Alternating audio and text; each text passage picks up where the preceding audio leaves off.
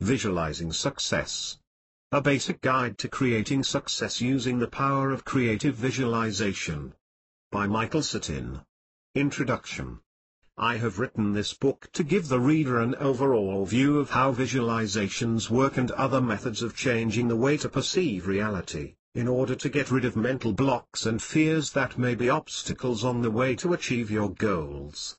What I discovered is that if your mind is strong and tweaked properly, the results will follow automatically. I will try to get you into the mindset that you need to get results.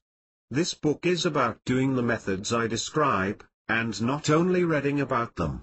This book is meant for everyone wanting to improve their lives. Anyone who is either in a situation they like and wish to improve, or in a situation that they are unhappy with and wish to change. Anyone that wishes to work systematically towards certain goals, improve themselves and their surrounding, or improve their game, sport or business, or are looking for that perfect job they always wanted.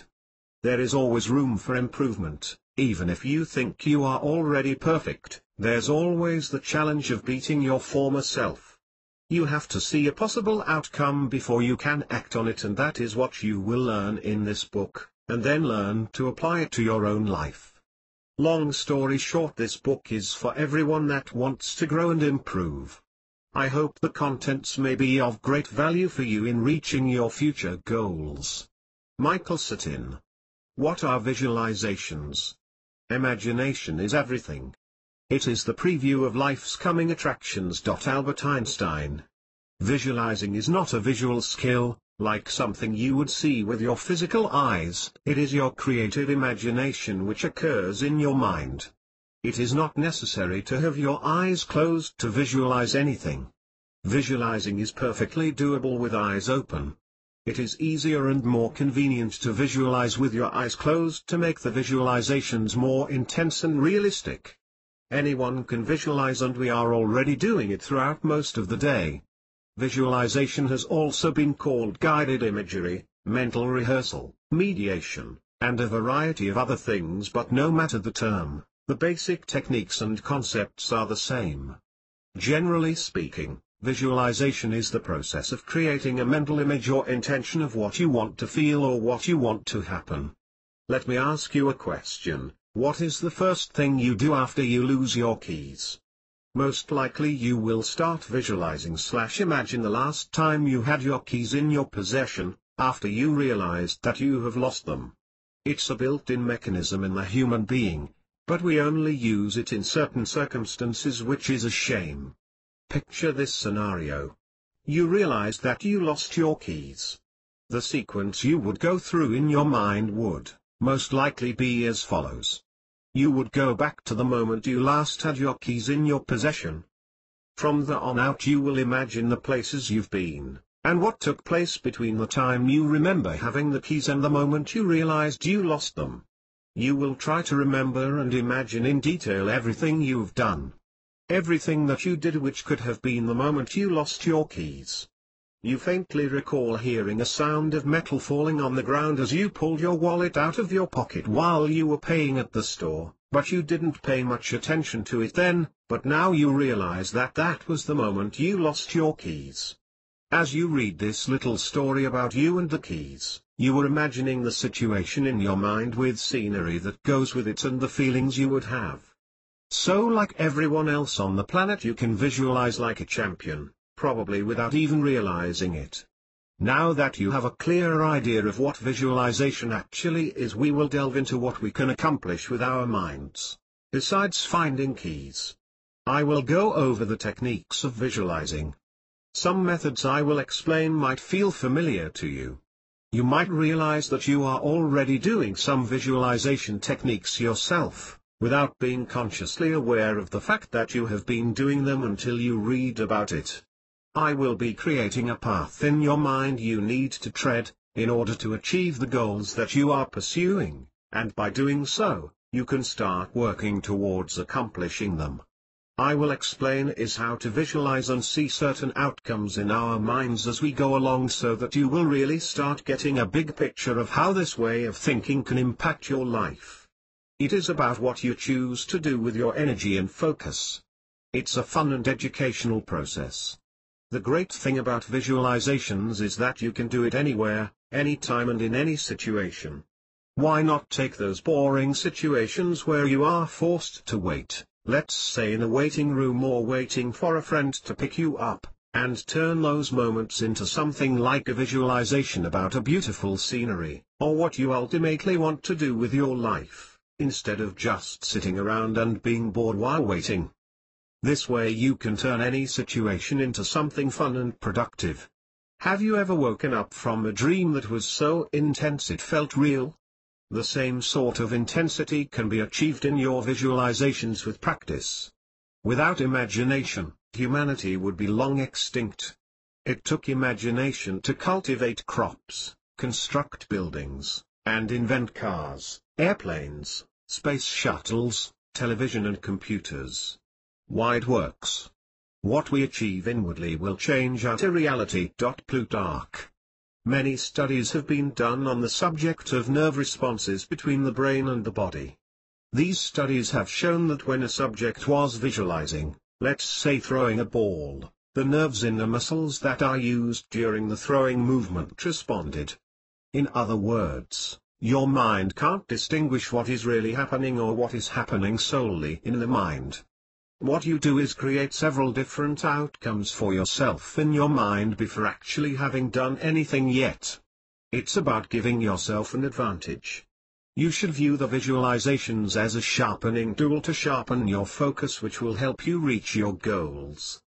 Athletes use visualizations all the time for improvements.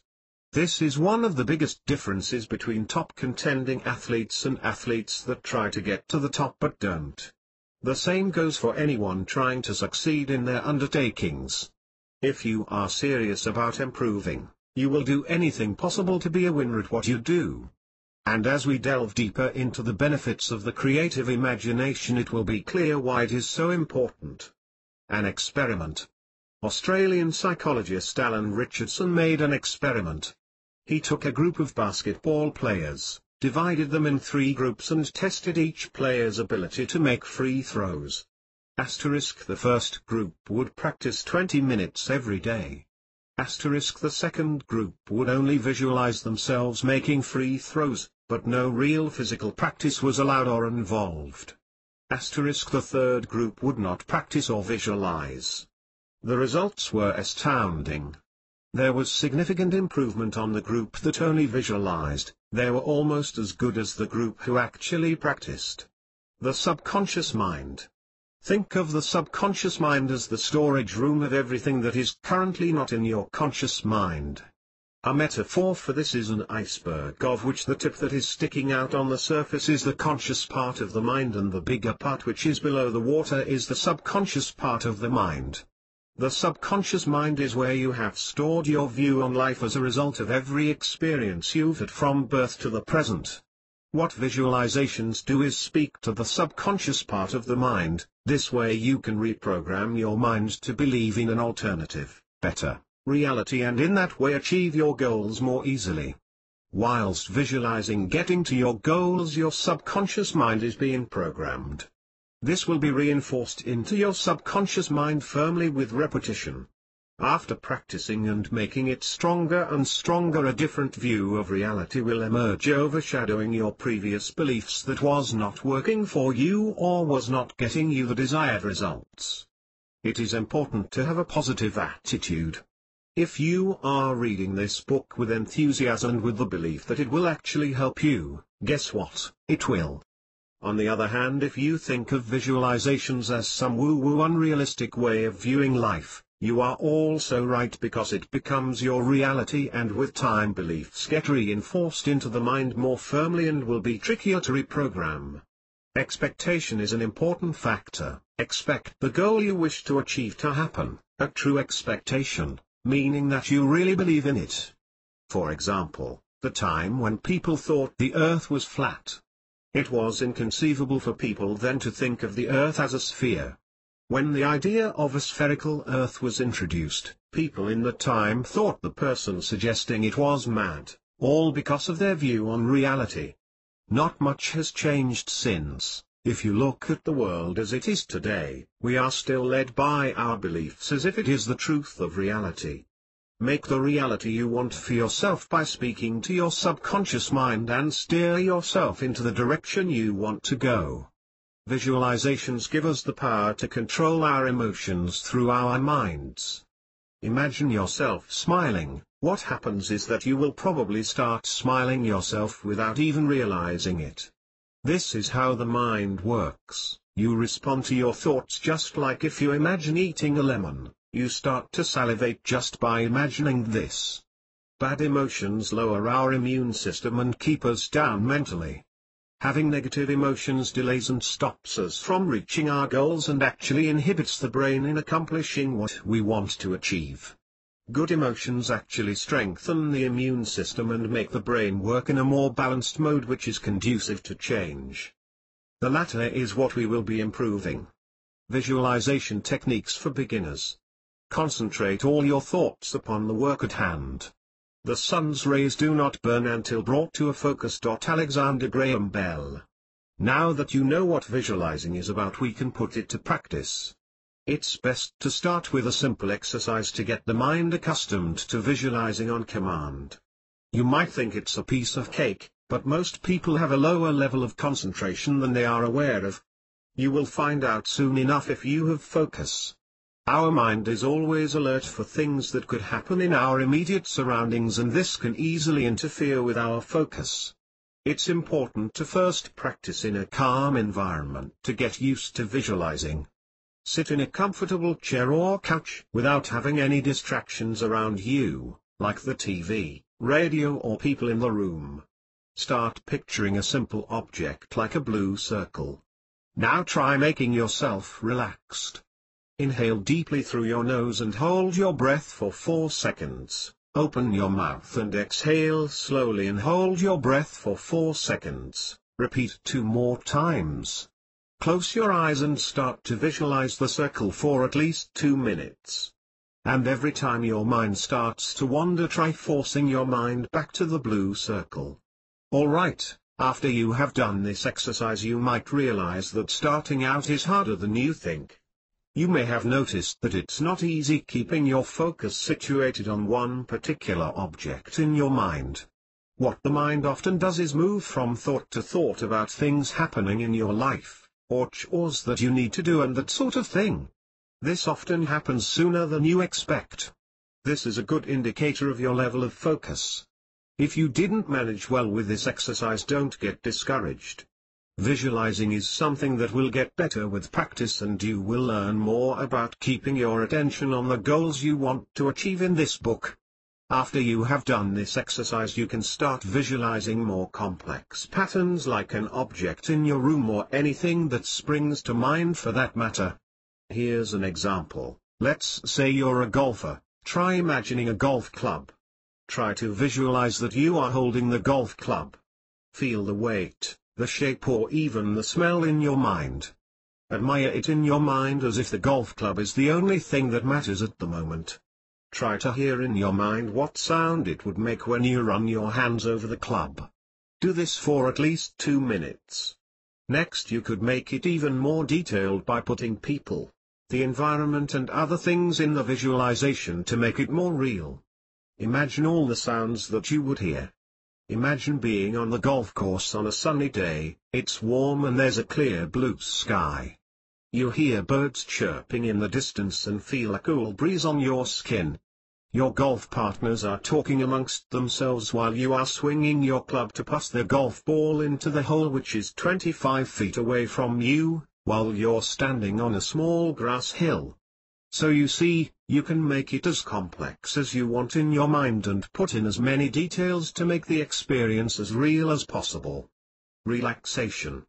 If a man insisted always on being serious, and never allowed himself a bit of fun and relaxation, he would go mad or become unstable without knowing it. Herodotus.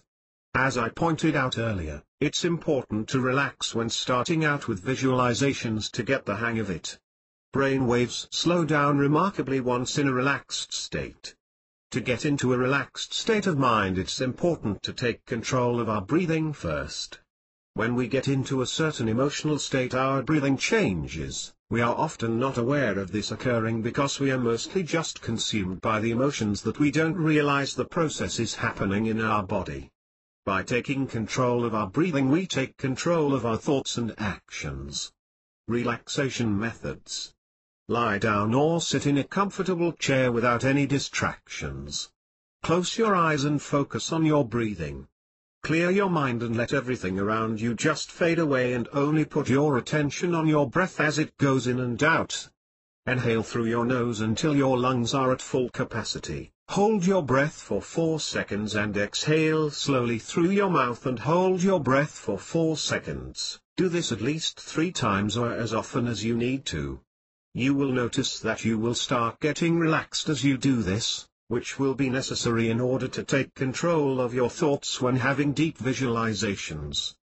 The next technique is used if you want to get into a physical relaxed state, fast. You can do this exercise lying down, sitting or standing up. I don't recommend doing this exercise as you are prone to having muscle cramps or spasms in certain areas of your body, or if you have any medical history that might jeopardize your health for the following exercise. Do the breathing exercise I described earlier.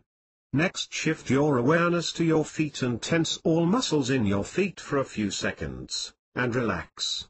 Move your awareness to your lower legs and do the same. You can either keep the muscles tensed up for a certain amount of time and then relax, or tense and relax for a brief period and repeat as often as you need for the particular muscle to get relaxed. Now shift your awareness to your upper legs and do the tensing and relaxing procedure. Do the same for your lower and upper torso, back, arms, hands, neck and even your face. Tensing the muscles in your face can be done just by plainly making funny faces, clenching your teeth, etc. After you have done this, you will feel a lot more physically relaxed. And remember, as I said earlier, be aware that this exercise may cause cramps, so don't overdo it. The next exercise is an energy ball visualization technique. This is a visualization technique as well as a relaxation technique. I prefer either light electric blue or white, but you can choose whichever color you prefer for the color of the ball. I don't recommend using red, since it is not associated with relaxation. Again, lie down or sit in a comfortable chair and do the breathing exercise I described earlier. Keep your legs next to each other, don't cross them, and rest your arms either next to you if you are lying down or on your lap if you're sitting in a chair. I would suggest closing your eyes, but if you are starting to get the hang of it, you can have your eyes open. Often the intensity is greater when having eyes closed during visualizations, so it is up to you which you prefer. Visualize an energy ball with the color of your choosing with a diameter of approximately 4 feet just under your feet. Imagine it really under there humming and sense the energy it's emitting. Next, raise the energy ball through the feet upwards, going up your lower legs, upper legs and inside the rest of your body upward until it is just over your head. Take about 5 minutes for the entire cycle to complete from start to finish, from under your feet till just over your head. You might feel some tingling sensations in the parts of your body where you are focusing the energy ball. If executed with deep visualizations and focus, you will feel very calm and relaxed after doing this exercise. Make time for yourself. What most people neglect is making time for themselves, to unwind without having to give attention to people or situations. Just by making time for yourself and doing something you like can relax you. And by making time for yourself, I mean just you, no friends, spouse, boyfriend, girlfriend, phone, email and other things that may distract you from you. You might want to set aside some alone time from time to time to get more in touch with yourself, your intentions and goals you wish to achieve without external influences cluttering your mind. Meditation. You might not think it's for you, but trust me, it is beneficial for everyone. You might ask what could be so beneficial about meditating, and I will try to give you a clear answer. First thing it does is lower stress levels considerably. It lowers depression and helps you take control of your thoughts, and this is just the tip of the iceberg. I know a lot of people telling me that they can't meditate. Well, saying that they can't is exactly the reason why they can't. They don't actually try to do it. They decide their outcome before trying, which is the problem. That's why I say you shouldn't shut anything out until you have tried it with full intention, and then make your conclusions about it. I know what I'm talking about because I was one of the skeptics. I was skeptical about meditation before ever trying it, based on nothing really, except thinking it was not what real men did. And therefore I was limiting myself to new experiences.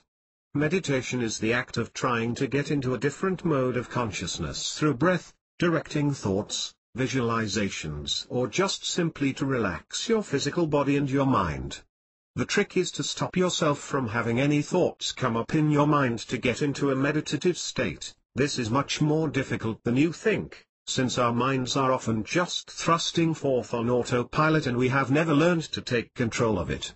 To meditate you can either lie down, sit in a comfortable chair, or sit like the yogis do with your legs crossed, hands on your lap with palms facing up with index fingers and thumbs touching each other, but not everyone finds this position to be comfortable. As you are either lying or sitting down, close your eyes and clear your mind. Take 3 deep breaths as I described in the earlier chapter, and from then on focus on your breathing. Listen to the sound you make as you inhale and exhale. Try to keep your mind clear and focused on the matter you wish to meditate on. Every time you feel that your mind is drifting off, be sure to notice it, and force yourself back to either creating stillness in your mind, or to your matter of focus. Do this for at least 10 to 20 minutes, and if done seriously with full intention, you should feel considerably more relaxed than before you started. If done daily, you will lower your overall stress level greatly. Preferably you would want to meditate for 30 to 60 minutes a day, but being a realist, I know this is not easily integrated in a busy lifestyle. This is a short description on meditation, and there are a variety of methods that can be used. I'm just touching on the most basic way of meditation in this chapter, which is really all you need. In case you are interested in more meditation-related topics, I recommend checking out the internet, since there is a wealth of information to be found there on the subject.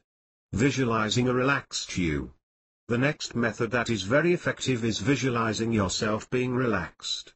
Simply put, you can either visualize yourself in your ideal setting, or imagine yourself getting relaxed. I'll give you a few examples.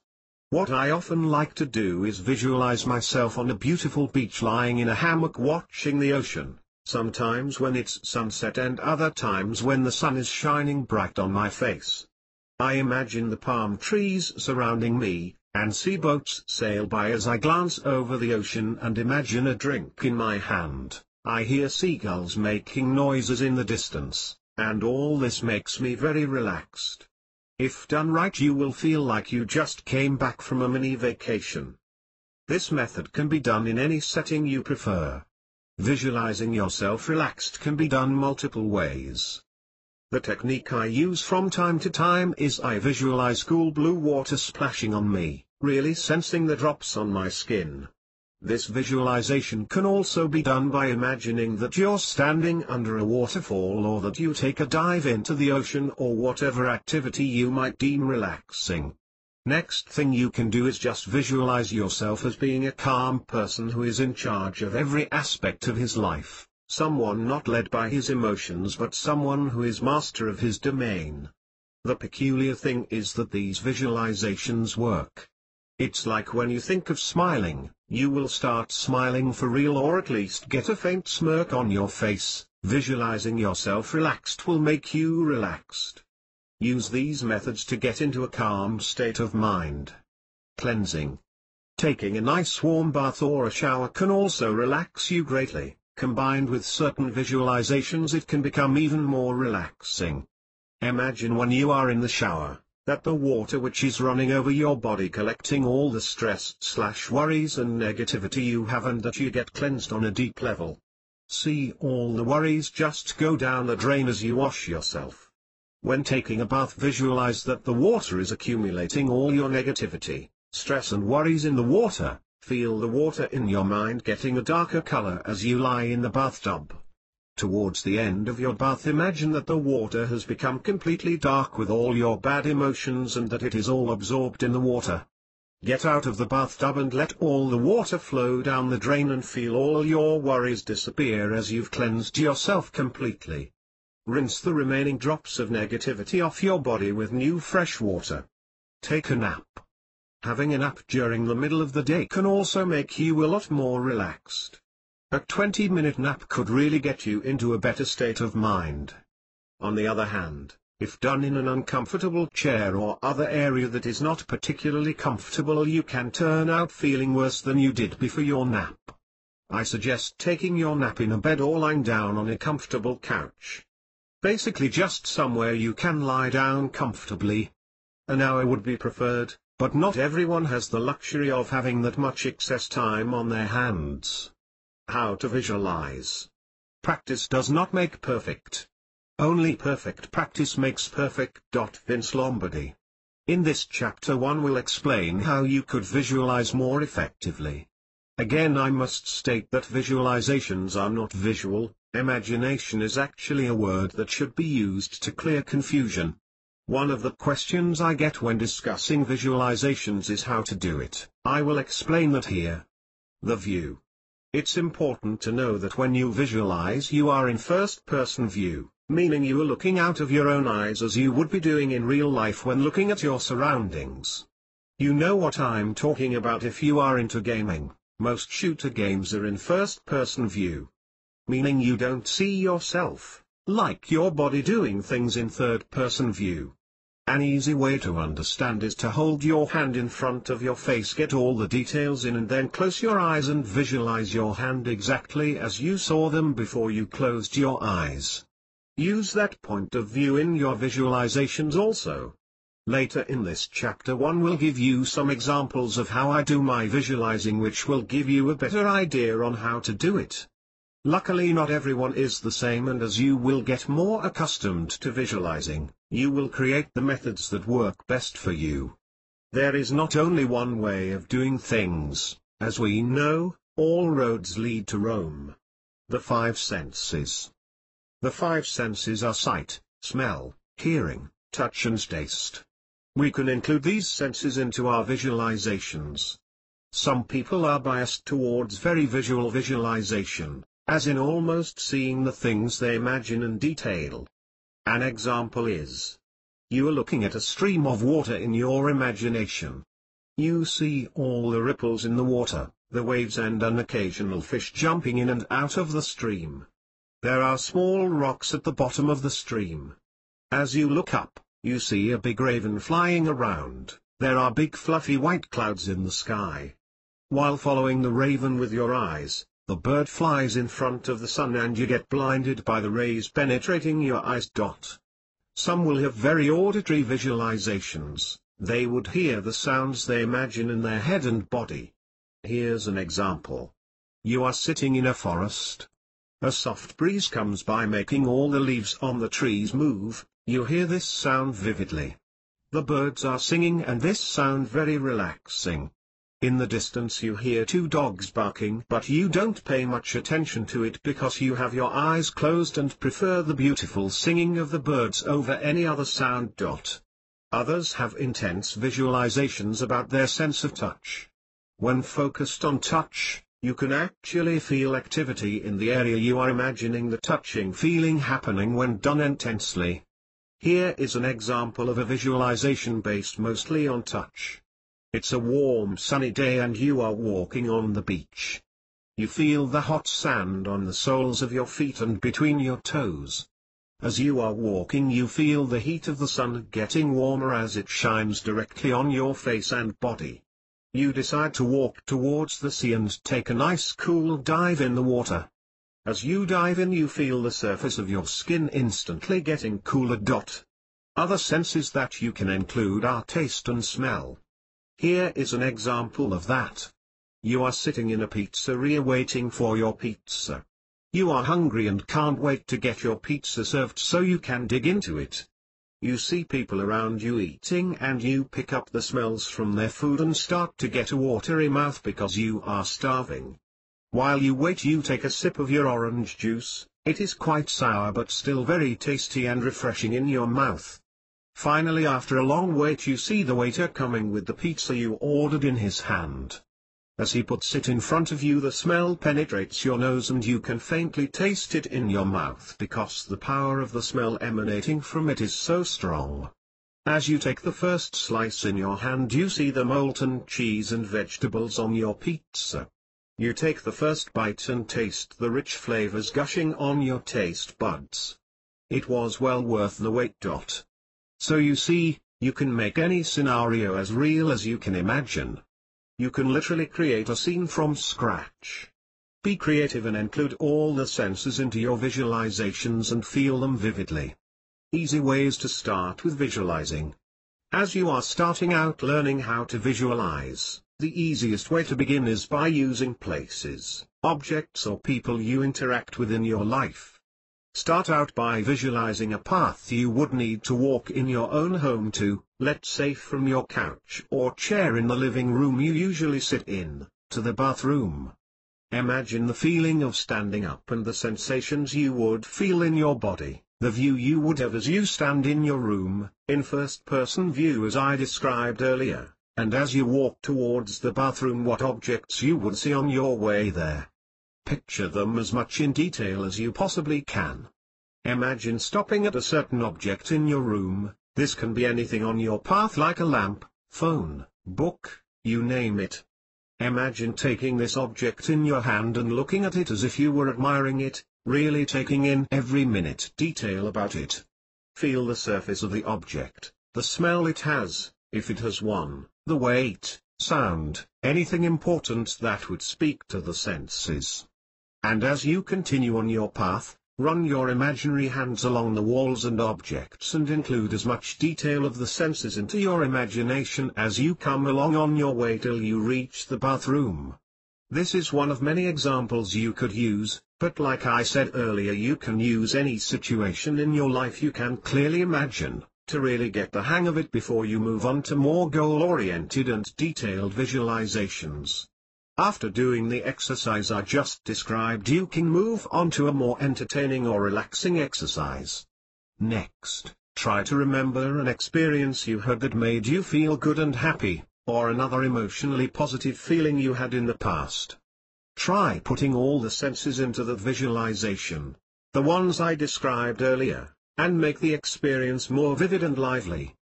Try to relive the emotional feelings you had, the sounds that you heard and the surrounding you saw from the point you were facing, etc.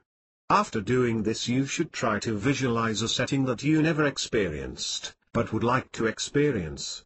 Let's say walking through a beautiful valley with mountains in the distance. Include as much into the visualization as you want and make them alive and vibrant. You could include people you like to hang out with or animals, trees, anything. As long as the setting makes you feel good. You could make your own adventure in your mind from scratch once you get the hang of the process. Ridding yourself of interfering thoughts. Let's face it, we're only human and at times certain thoughts can keep us busy. It could be something that needs to be done or some problems that you're facing at the moment. Anything that keeps your mind busy is a distraction from being able to visualize properly. In case you are experiencing this, it will be almost impossible to really get into your imagination. So it's important that we get rid of the things that keep your mind busy in order to be relaxed and being able to visualize properly and effectively. Next, I will give you some examples in order to achieve that. First off, if you have any interfering thoughts that keep you occupied, try writing them down. This often settles your mind substantially, and I will explain why. Writing down happenings or thoughts in your life force you to really think about it. You take a step back and have a clear overview of the problem or event that happened, and you can see clearer what caused that. It could even help you sleep better at night, writing your problems down on paper. Writing your thoughts down could make you think about possible solutions. You could keep a notebook to write down things that keep your mind occupied and systematically work them out instead of juggling all those thoughts around in your head. When you write things down, it's out there, and your mind subconsciously knows. It doesn't have to put a lot more energy into remembering it, as it feels that it is going to be taken care of, so your mind can start relaxing. If writing down your thoughts doesn't work, do one or more of the relaxation methods I explained in the earlier chapter to settle your mind down. Open or closed eyes while visualizing. As I mentioned before, it isn't necessary to have your eyes closed when visualizing. The main difference is the intensity that can be achieved with the deep visualization, and this is achieved with closed eyes most of the times, but some people can visualize deeply with open eyes. As a beginner though, I would recommend closing your eyes if you really want to get into it. You should have open eye visualizations when you are interacting with people or doing things that do not need a lot of attention. I don't recommend visualizing at all if you are doing something that needs your full focused attention, like driving a vehicle of some kind, or if you are at work. I don't think people you work with would appreciate if you are standing or sitting around with your eyes closed, or if it would seem as if you were daydreaming on the job all the time. Out-of-body experience. Another symptom that can occur when visualizing deeply is an out-of-body experience. This means your spirit, ghost, etheric body or conscience is outside the boundaries of your physical body. I have had a few experiences with this, and it is nothing to be alarmed about, since it is a completely normal and natural phenomenon, just not very widely known. What this means is that when visualizing deeply, you literally step into your visualization and live it as if it were reality. Kind of like when you are dreaming and suddenly you are aware that you are dreaming, and from that point on you can control a dream. This phenomenon is known as lucid dreaming. Out-of-body experiences are also referred to as astral projection. If you are interested in these subjects, I recommend Robert Bruce's Astral Dynamics. It is the most informative book on out-of-body experiences. This is a link to his official site, http://www.astraldynamics.com. Use of visualizations in sports. This method is one I use when I'm on the treadmill. Maybe it will give you some ideas on how to implement visualizations into chores, tasks, or things you simply do for fun. This is just one example of the many visualizations I do. Like I said, you can think of whatever makes you feel good. When I'm at the gym and running on the treadmill, I often stare at one particular spot just to get into a sort of trance-like state or meditative state, so I don't get distracted by my surrounding. I try to phase out where I am, and I also try not to pay attention to any sounds around me. I allow myself to really get into the visualization I'm doing and only let myself snap out of it if someone really needs my attention or the place burns down or something drastic like that. Next, I start visualizing beautiful scenery from scratch like I've talked about earlier. I start out imagining I'm running through a grassy field with trees and big rocky boulders all over the place, and imagine a stone path that I'm following. As I'm running, I imagine a small village like the ones in the Middle Ages, with cozy little houses, animals in stables, a tavern, a smithy, etc. And I include characters that I run by, cheering at me. I include a few ducks that cross the stone path I'm following, imagining how they sound. As I jump over them, I really try to feel the sensation I would get while jumping. And as I continue my path, I run out of the village and see a dense forest in the distance. Who knows what adventures are in store for me in there? Another example I use when lifting weights is that I visualize the particular body part I'm training getting huge. I imagine the muscles swelling up like balloons. I try to feel every fiber of my muscle work and try to feel it as deep in the muscle tissue as possible. This makes you focus your awareness on that particular muscle, and this way you get more out of the workout. I hope that these examples give you a better picture of how you could include visualizations in your own life. Helpful tools in visualizations. There are certain helpful tools you could implement when you want to get into deep visualizations. These tools are to assist the physical senses to get your mind into a certain desired state. The mind makes associations with sounds, smells, tastes, touch, and sight. A certain smell could trigger a memory of an event that happened in your life, or could make you think of a particular person, or gets you in a certain state of mind. The other senses can also trigger a vast array of thoughts, emotions, and feelings just like smell does. The most commonly used tools are incense, scented candles, relaxing music, foods, colors. Certain color combinations can trigger emotions/feelings in the subconscious mind, and the last one including touch, either touching an object or getting touched by someone. Another method which I don't advise to use, unless it is what you prefer, is the implementation of pain sensations, which can trigger certain emotions in people. Most people will associate it with negative emotions, but some people experience it as pleasure. You could experiment with certain stimulations of the senses which trigger the emotion, or feeling you would like to experience. The law of attraction. Happiness is not something ready-made. It comes from your own actions. The Dalai Lama. You may or may not have heard about the law of attraction. What this states is that whatever you think of most in your life you will eventually manifest in real life. Meaning, when you are positive about something, certain situations often turn out positive, and when you go into a certain situation with a negative attitude, it often turns out that way also. When you want something with all your being and put most of your conscious energy into it every day, wishing it and planning out the order to attain that certain wish, it is only logical that with persistence you will eventually get it. Also, in some magical way you will start to notice that the universe is lending you a hand in pushing you in the right direction of attaining the wish you're after. This happens in the form of very fortunate coincidences, like meeting people who could help you attain the wish faster, or information that you will stumble upon by accident, but information that you needed exactly when you came across it. It is true that what you send out with thoughts and feelings, you receive, and that goes for positive as well as negative thoughts or feelings. For a broader view on this subject, I recommend the book or DVD The Secret by Rhonda Byrne. The official website is http://thesecret.tv/behind.html.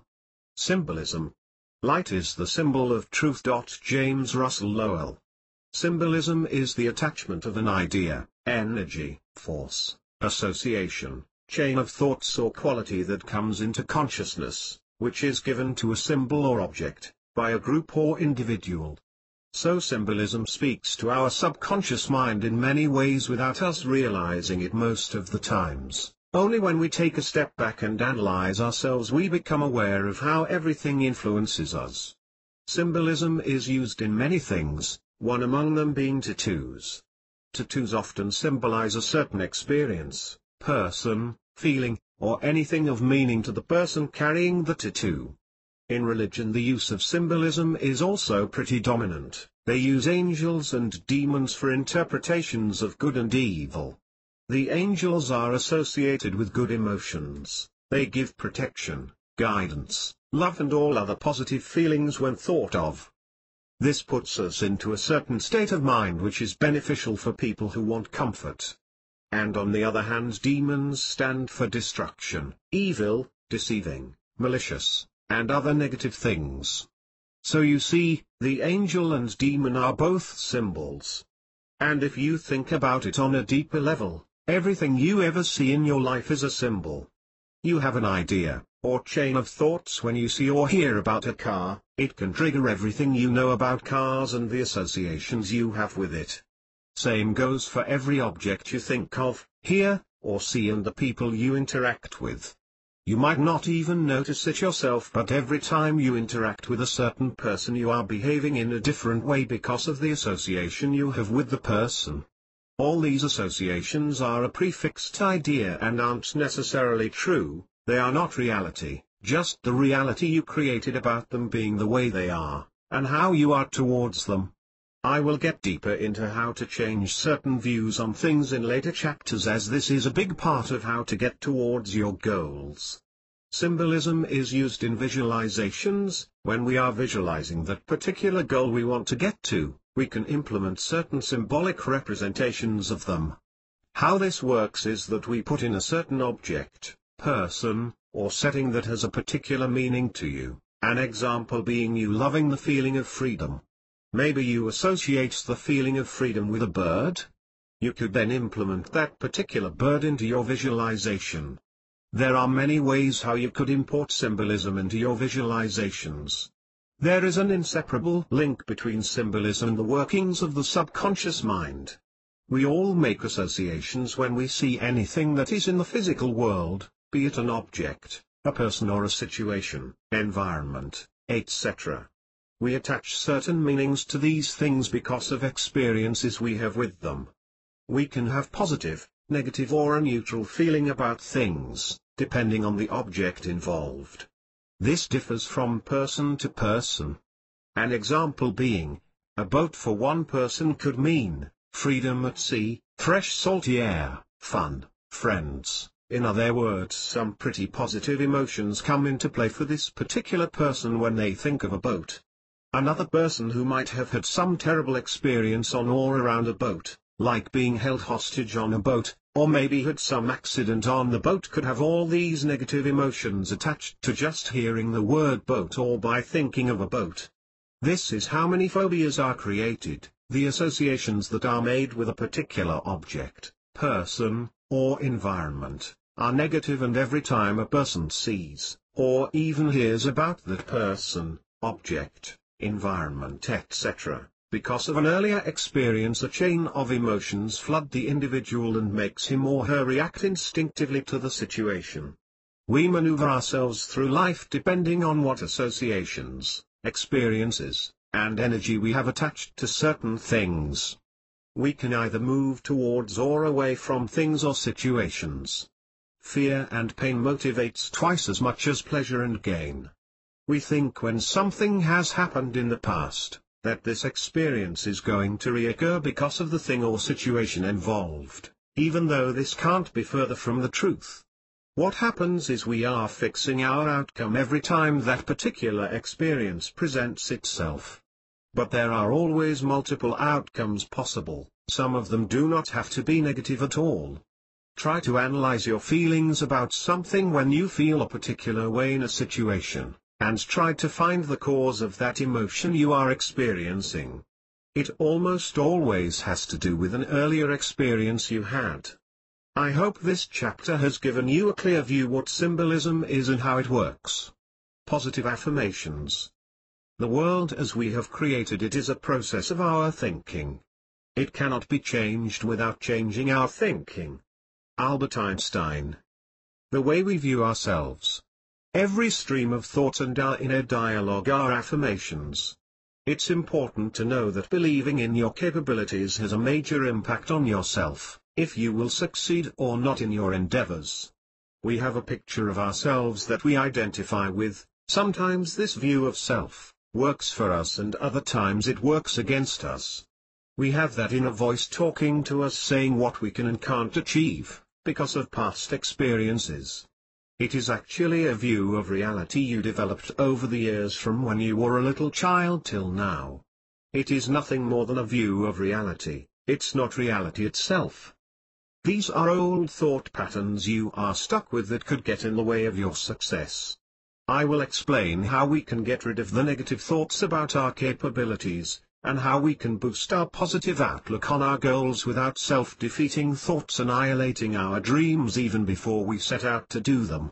Do not get overly concerned if you doubt your own abilities, because this is absolutely normal. Everyone has this in one form or another.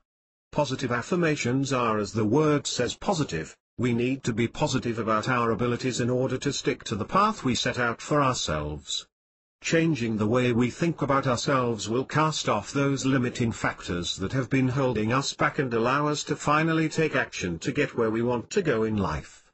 Getting into a positive mind mode about something that you fear, are doubtful, nervous or scared about is not something that is changed in a few minutes. This is a process that should be continued for long periods to really make changes in your beliefs and make the beliefs stay that way. It's a process that should be done all day long for days, weeks or even months on end. How to use positive affirmations. One way of giving yourself positive affirmations is verbally saying the affirmations to ourselves. This probably shouldn't be done with other people around unless you want to be looked at as if you are some kind of nutjob. I suggest you do this when you are alone where no one can hear you. People that mock you can be one of the things that can put you into a negative state of mind, so we want to avoid this. Saying the affirmation should be said in present tense. You are actually stating something that is happening, not something that will happen in the future. We live at now, and that is how we should do our affirmations. An example of how this affirmation would be is like this. I am a confident person and completely relaxed, or I will get the dream job. An example of how it shouldn't be done is like this. I think I might be able to be a confident person, or I could eventually get the job. The trick here is to really believe what you are saying to yourself too. Don't just say the words and then think that you are just fooling yourself. No, it is true. The only thing that is in your way is you, or I should say the former you, the you that didn't believe in your abilities. We will get rid of the parts of the former you that do not serve you anymore. The influence of the people around us. A very important part of being positive about something you want to achieve is the influence of the people around you that have a positive effect on you. We associate with people who are our friends, co-worker, or family. These people may or may not have a positive influence on you, depending on the goal you wish to achieve. When you have a particular goal in mind, it is highly advisable to associate or surround yourself with the people who are positive about your goal and your ambitions to reach that goal. It is even better to surround yourself with people who also have the same goal, or better yet, people that have already achieved that goal. It is like a boost for you, and you can learn from those people you surround yourself with, and that way increase the speed of reaching your goal substantially. Find people who believe in you. This is a major boost for you, for sticking to and focusing on your goal. It is common sense if you think about it. Let's say you want to become a great baseball player. What you would do is join a baseball team, associate with fellow baseball players from your team, follow the greatest baseball players of all times and observe their play style and listen to the information they have on becoming an even better baseball player. You make your life about that goal or passion. On the other hand, it is crucial that you dissociate with people who are negative, or have nothing good to say about the goal you are wishing to achieve. When people say something negative, it is like they are injecting you with poison that makes the passion deteriorate. Even if you don't care about the negative things the person says, your subconscious mind will pick it up, which will stagnate your results without you even realizing it, and we want to avoid this. I'm not advocating that you should eliminate the people who are not positive about your goals from your life, but just to be mindful about the nature of certain people and what their intentions are for you, before you surround yourself with them and let their influence reach your mind. Either don't associate with them or just don't talk about your goal with them. An example is, let's say that you have a drinking problem for years and you decide that you want to quit drinking. The smartest decision to make is not to associate with your old drinking buddies anymore. They would only encourage you to drink, and most likely won't have much positive things to say about you not drinking, because honestly they don't want you to stop drinking. They will tell you that it is hard and you won't have fun and that sort of thing. Because when you stop drinking, the bond that you guys thought you had will feel broken, even though real friendship lasts forever. You have a mental connection with them and drinking, which means that when you are with your old drinking buddies, all sorts of associations about drinking will flood your mind. You know yourself which people would be a positive factor in your goal or passion and which are not. Write them down. Another tip I recommend is to write down your affirmations on paper. Make a note of the positive affirmation and hang it in places you frequent, in your home or elsewhere. This makes your mind constantly focus on that topic and make you put more energy into that goal or passion. It lets you program your subconscious mind towards the goal, and make you visualize it more often as your mind gets triggered to go to the goal every time it sees the note. You could write on your mirror with a marker. This is another handy way of letting those affirmations really get into your subconscious mind. Make sure it's a mirror you use often. Don't worry about ruining your mirror, as this is easily wiped off with a wet cloth. Make sure you keep them short and clear and in the present tense. You don't have to make a whole story of an affirmation. Don't let any sign of doubt show in your affirmation. Be sure about what outcome you will have. Internal dialogue. We all have an internal dialogue going on constantly in our mind. We do this so much that we are not even aware of this going on. We even have a tone of voice we use in our mind to talk to ourselves, make judgments of situations, etc. To keep positive, we need to talk to ourselves in a calm and confident way in our internal dialogue. Be sure to check the tonality of your inner dialogue throughout the day. This can give you a good indication of how you feel. If the tonality is angry, you will be in an angry emotional state. Be sure to talk in a gentle way to yourself, and you will notice that you will calm down. So keep the inner dialogue positive, confident, happy and goal-oriented, and don't let doubt get in there. Removing negative thoughts. A method that can be used in case of persisting negative thoughts or doubt is writing the thought on a piece of paper. Once written on the piece of paper, read it to yourself. After you wrote and read it to yourself, you have a few options. One thing you could do is either burn a piece of paper, shred it to pieces and then throw it away, or flush it down the toilet. Whatever suits you most to get rid of the piece of paper with the negative emotional load attached to it. What this exercise does is symbolically get rid of the negative thoughts that were tormenting you. Your subconscious mind links these sorts of activities as if it is reality, that you don't have the problem of the thoughts, doubts anymore. You might find some peace of mind after you have done this exercise and be able to refocus on the positive things you are working towards. Self-hypnosis. Another very powerful way to use affirmations is by self-hypnosis. Now don't be scared when I say hypnosis. What you will do is just give yourself suggestions that will get soaked up by your subconscious mind to steer yourself into the direction you want to go in life. The way you do this is by making a self-hypnosis recording. This can be done pretty easily these days with a computer and a microphone or headset, or even with a phone. The recording can also be listened to at night when you go to sleep. Never use the recording when driving a vehicle or operating machinery, or when engaged in other activities that need your attention. First thing you should have is a script for the recording you are about to make. This script should be taking place in a nice setting like a field or beach or any environment that makes you at ease. The following steps describe how to make a successful self-hypnosis script for your recording. Induction script. This is the initial relaxation script. An induction is to help you induce relaxation. For example, the script may ask you to close your eyes and relax your scalp muscles. In this case, and there are other styles of induction scripts, the script may start at the scalp, the muscles at the back of the head, the muscles around the eyes, cheeks, the jaw, neck, all the way down to the tips of the toes. Just follow the suggestions, and allow yourself to relax.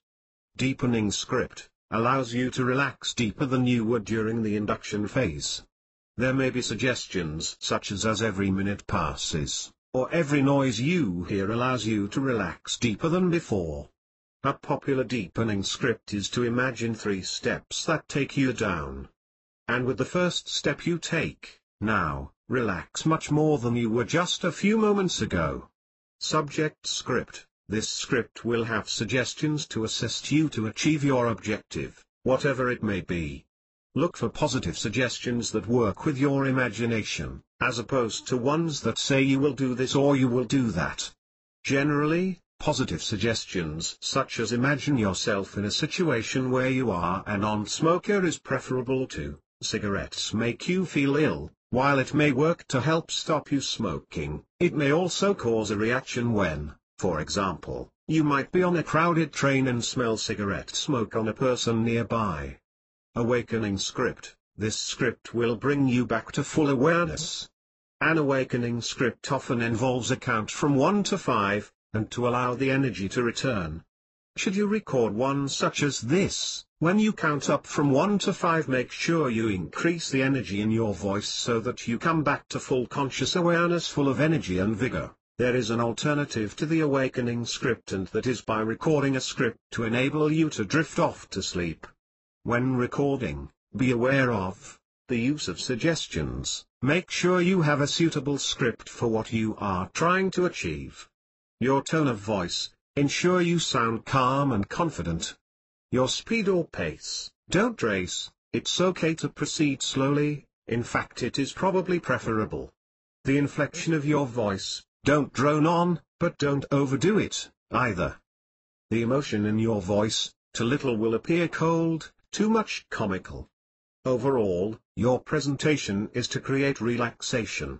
Add energy to your voice during the awakening script. Practice makes perfect. While this is not strictly self-hypnosis, it is self-hypnosis.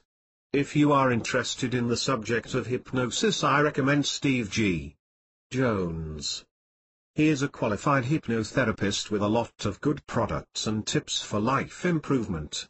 Here's a link to his site, http://www.stevigjones.com. Imagine yourself positive about what you do. Another method you can implement is going through visualizations that are positive about your goals. By imagining yourself working on and eventually achieving your goals, you will most likely get into a positive frame of mind. Just by doing this a few times throughout the day can have a major change in your mood, so don't forget to do this.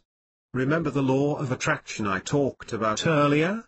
By getting into a positive frame of mind, you will eventually attract the positive things towards you. This is why it is so crucial to stay positive and don't let negativity take over, which it can so easily do when things aren't looking up. Remember that you can use visualizations to get into a positive mode as well as eliminating negative thoughts or ideas from your mind. Put in all the factors into the visualization that I mentioned in the earlier chapters to make it lifelike. The chakras. All the breaks you need in life wait within your imagination. Imagination is the workshop of your mind, capable of turning mind energy into accomplishment and wealth. Napoleon Hill. What are they? The chakras are centers in the body which energy flows through. The word chakra is Sanskrit and means wheel or disc. There are 7 main centers in the body which reach from the bottom of the spine till the top of the head. These energy centers are not physical, meaning they are not to be found inside the body if you would cut it open. These energy centers vibrate on a different level than matter does. Think of it like how electricity and Wi-Fi works. You can't see it with your eyes, but you know it exists. The same applies to the chakras. The chakras are swirling spheres of energy that are interrelated with each other. Blocked energy in our 7 chakras can often lead to illness, physiological, psychological, emotional and spiritual disorders, so it is important to understand what each chakra represents and what we can do to keep this energy flowing. Our well-being is not just a physical issue which we must recognize in order to treat our issues at the core of the problems. Everything we go through in life has an effect on us. Some of them can be negative and some of them can be positive. The negative experiences can make themselves visible later in life as disease or mental and spiritual imbalance. I will give a summary about all 7 of the chakras and explain the meanings, associations and their properties and how they relate to emotional and physical issues. The root chakra, element, earth. Colors, red. Red relates to self-awareness. It is the area of survival and stability and your place on this earth. The color red provides the power from the earth and gives energy on all levels. It connects us to our physical body. Everything that is to be commenced needs the life vitality of red. Sense, smell. Location, at the base of the spine between the anus and genitals. Deals with physical identity, survival, stability, instinctual nature, ambition, and self-sufficiency. Governs bones, teeth, nails, anus, prostate, adrenals, kidneys, lower digestive functions, excretory functions, and sexual activity. Physical dysfunctions, tiredness, poor sleep, lower back pain, sciatica, waste elimination problems like constipation, depression, immune-related disorders, obesity and eating disorders. Psychological and emotional issues, ungrounded, afraid, rage and anger, self-esteem, survival, security, obsessed with comfort, alienated, possessive. Balanced chakra, feeling grounded, centered, committed and independent, having energy and vitality, strength and stillness, able to digest foods well. The sacral chakra, element, water. Colors, orange. Orange is the color of success and relates to self-respect, having the ability to give ourselves the freedom to be ourselves and helps you expand your interests and activities. Brings joy to our workday and strengthens our appetite for life. Orange is the best emotional stimulant. It connects us to our senses and helps to remove inhibitions and makes us independent and social. Sense, taste. Location, situated at the base of the pubis between the genitals and the sacral nerve plexus. Deals with emotional identity, creativity, desire, pleasure and self-gratification, procreation, and personal relationships. Governs sexual organs, stomach, upper intestines, liver, gallbladder, kidney, pancreas, adrenal glands, spleen, middle spine, autoimmune system. Physical dysfunctions, lower back pain, sciatica, decreased libido, pelvic pain, urinary problems, poor digestion, low resistance to infection and viruses, tiredness, hormonal imbalances, menstrual problems.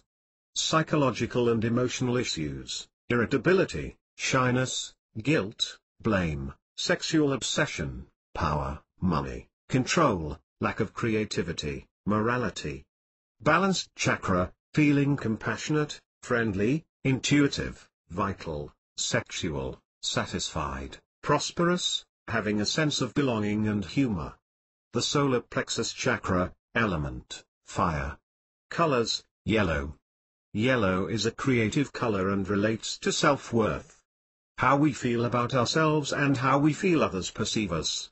This is the area of the personality, the ego and the intellect. Gives us clarity of thought, increases awareness, and stimulates interest and curiosity. Yellow energy is related to the ability to perceive and understand. The yellow energy connects us to our mental self. Sense, sight, form and color. Location, situated at the level of the umbilicus corresponding to the gastric or solar plexus. Deals with sense of belonging, mental understanding of emotions, defines self-esteem, personal power, stamina, thought, will, success, ego. Governs upper abdomen, gallbladder, liver, middle spine, kidney, adrenals, small intestines, stomach. Physical dysfunctions, diabetes, pancreatitis, adrenal imbalances, arthritis, colon diseases, stomach ulcers, intestinal tumors, anorexia/bulimia, low blood pressure. Psychological and emotional issues, lack of self-esteem, timid, depression, issues with self-image and fear of rejection, inability to make decisions, judgmental, perfectionism, anger, rage, hostility. Balanced chakra, energetic, confident, intelligent, decisive, productive, good digestion, mental focus. The heart chakra, element, air. Colors, green. The green chakra relates to love/self-love, the ability to give and take unconditionally. When balanced we are able to give love and also to love and nurture ourselves. Helps relax muscles, nerves, and thoughts. Cleanses and balances our energy, to give a feeling of renewal, peace and harmony. Green connects us to unconditional love and is used for balancing our whole being. Sense, touch. Location, situated on the cardiac plexus in the region of the heart. Deals with social identity, trust, forgiveness, unconditional love, wisdom, stability, mental patience, compassion, emotional empowerment, issues of the soul. Governs heart, rib cage, blood, circulatory system, lungs and diaphragm, thymus gland, breasts, esophagus, shoulders, arms, hands. Physical dysfunctions, thoracic spine, upper back and shoulder problems, asthma, heart conditions, shallow breathing, lung disease like pneumonia. Psychological and emotional issues, difficulty with love, lack of hope, compassion, confidence, despair, moody, envy, fear, jealousy, anger, anxiety. Balanced chakra, feeling of completeness and wholeness, compassionate, empathic, friendly, optimistic, motivated, nurturing, outgoing. The throat chakra, element, sound or ether. Colors, blue. Blue is the color of the spirit and relates to self-expression, speech, communication, the ability to communicate our needs and requirements, spirit of truth and purpose. This is a mentally relaxing color. Blue has a pacifying effect on the nervous system and brings great relaxation, ideal for sleep problems, and hyperactive children. Connects us to holistic thought, and gives us wisdom and clarity enhancing communication and speech. Sense, hearing. Location, situated on the level of the throat, the nerve plexus of the pharynx region.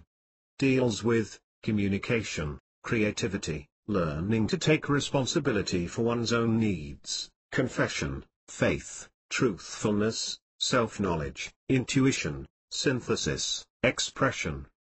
Governs throat, thyroid gland, parathyroid gland, trachea, cervical vertebrae, vocal cords, neck, shoulder, arms, hands, esophagus, mouth, teeth, gums.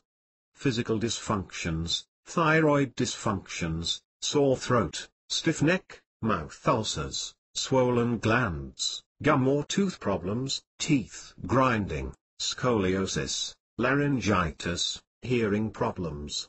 Psychological and emotional issues, faith, decision-making, will, personal expression, creativity, criticism, addiction. Balanced chakra, creative and expressive, constructive communication, contentment, centered, conscious listening, positive self-expression.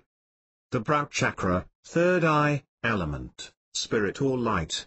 Colors, indigo. Indigo relates to self-responsibility, being responsible for one's own life, responsible to oneself to follow the soul's path and needs and trusting one's own intuition. The ability to see things from a higher viewpoint rather than purely for satisfaction of the ego or one's material comfort. The indigo energy connects us to our unconscious self, and gives us the experience of being part of the whole universe. Strengthens intuition, imagination, psychic powers, and increased dream activity. Sense, extrasensory perception. Location, situated between the eyebrows, third eye. Deals with self-knowledge, wisdom, intellect, clairvoyance, action of ideas, detachment, insight, understanding, intuitive reasoning, visualization. Governs brain, eyes, ears, nose, pituitary gland, pineal glands, and neurological system. Physical dysfunctions, headaches, nightmares, eye strain, learning disabilities, panic, depression, blindness, deafness, seizures, spinal dysfunctions. Psychological and emotional issues, judgment, evaluation, concept of reality, confusion, fear of truth, discipline, lack of concentration. Balanced chakra, ability to think reality into existence, imagination, intuition, concentration and focus. The crown chakra, element, spirit or thought. Colors, violet. Violet relates to self-knowledge and spiritual awareness. It is the union with your higher self, with spirituality, and your higher consciousness. Disease can result with an imbalance of energy in this chakra, either too much or too little. The violet energy connects us to our spiritual self, bringing guidance, wisdom and inner strength, and purifies our thoughts and feelings, giving us inspiration in all undertakings. Enhances artistic talent and creativity. Sense, empathy, unity. Location, crown of the head. Deals with intuitive knowing, connection to spirituality, duality, emotional feelings, integration of the whole, conscious awareness. Governs top center of the head and midline above the ears, brain, nervous system, pineal gland. Physical dysfunctions, chronic exhaustion, sensitivity to light and sound. Psychological and emotional issues, lack of purpose, loss of identity, disbelief in any spiritual realities. Trust, selflessness, apathy, devotion, inspiration, values, ethics, sense of fear, materialism. Balanced chakra, feeling at one with the universe, open-minded, intelligent, thoughtful, understand and learn information more easily. So you may have noticed that the chakras move upward in an ascending fashion. Starting with basic primal needs up towards spiritual needs and enlightenment. A metaphor I use is a pyramid. The foundation of the pyramid has to be stable in order to be built upon. The same applies to the chakras. In order to work yourself up the chakras, you need to take care of the lower basic needs first in order to reach and understand the higher ones. This way you will have a strong foundation to build on, for the road ahead in life. Working on the chakras can have a major impact on your life, by balancing them out and knowing what you need to work on. It all starts with analyzing yourself, being honest, and then working on yourself to improve. The influence of colors. Colors play an important role in how we feel and think. Some colors can soothe our minds and others stimulate mental activity. They have an effect on the glands and hormones in our body. Many big corporations, brands, misuse certain color combinations to trigger certain thoughts and feelings in their targeted consumers to buy their products. They have made marketing into a whole science and know exactly what works, including colors. Sunlight contains all the 7 colors related to the chakras when the light beam is broken down. The same colors appear in a rainbow. We can stimulate certain chakras by using the related colors of the chakras in our daily life by wearing clothes of the related chakra color, looking at certain colors, eating natural foods that have the related colors, listening to the related sounds of the chakras, using aromatherapy or the color of the interior you live in, etc. Color breathing meditation. By meditating on certain chakras with visualization techniques, you can stabilize the chakras. This can be done with color visualizations associated with the particular chakra. A method being color breathing. Sit down into a comfortable position and focus on your breathing until it becomes a mantra. Next, visualize a red cloud just under your root chakra. Each time you breathe in, imagine this red cloud going inside your body between the genitals and anus, and as you breathe out, this cloud goes out of your body. Now imagine an orange cloud going inside your lower abdomen or just below your navel as you breathe in, and as you breathe out, imagine the cloud going outwards. Imagine a yellow cloud as you breathe going inside your solar plexus area or upper abdomen area. Moving in and out as you breathe. Following is a green cloud moving in and out of your heart area as you breathe in and out. The next color cloud is blue. Imagine this blue cloud moving in and out of your throat as you breathe. Moving in as you breathe in and moving out as you breathe out. Second to last is an indigo-colored cloud, moving in and out of your forehead, located at the area between your eyes, as you breathe. Last is a purple-colored cloud moving in and out of the top of your head or crown area as you breathe in and out. Remember the cloud going in when you inhale and out as you exhale. Take 3 to 5 minutes for each color cloud to really benefit from this exercise. After you are done with this, you will feel a sense of balance and peace in you. That is sufficient information regarding the chakras from now. If you are interested in more learning about the chakras, there is a ton of information about it on the net. The pineal gland, the brow and crown chakra are the most important ones in being able to visualize properly. They govern the psychic properties and spirituality. They have the pineal gland, also known as the third eye, assigned to them. It is a small endocrine gland in the middle of the two halves of the brain, which is the size of a pea. What's interesting about this gland is that it governs your visualization abilities. The pineal gland is responsible for secreting the naturally occurring psychedelic hormone dimethyltryptamine, DMT. Structurally analogous to both serotonin and melatonin, it is believed DMT might help contribute to the visual effects of natural dreaming, near-death experiences, religious visions or other altered states. Hence why a lot of emphasis is being put on the third eye in certain religions. Especially in ancient times, people knew the great importance of this gland and what could be achieved with it. The pineal gland is also being referred to as an interdimensional gateway. But because of calcification of the pineal gland, most people aren't aware about their extrasensory senses. This calcification happens because of the fluoride in toothpaste and in some countries the water supplies, amongst other things.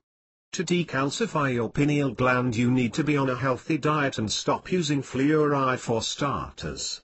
This will not only make you feel much better in the long run, but also help you greatly with visualizing and being successful in reaching your goals because of the greater clarity of mind. If you are interested in how to decalcify and activate your pineal gland, just search for decalcify pineal gland or pineal gland activation on the internet. Healing visualizations.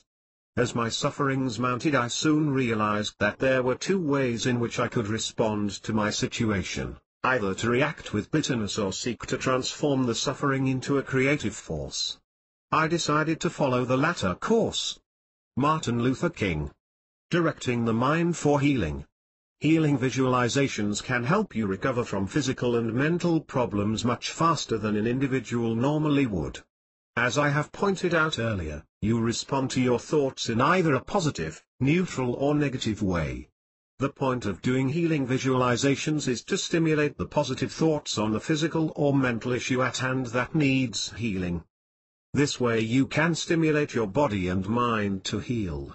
I will discuss healing visualization methods in this chapter and how the chakras relate to this, as well as Reiki, which is the Japanese art of alternative healing. Mind-body connection. As I mentioned before, our mind has a profound impact on how we feel about ourselves. We are not just physical beings but actually spiritual beings having a physical experience. Our mind is connected with our body and vice versa. If we think we get sick easily, what we actually do is give permission to our body to get sick. It can be compared to a placebo effect. When someone who's sick gets a pill with presumably a cure for the disease they got, they will soon start feeling better, only because of the power of their mind.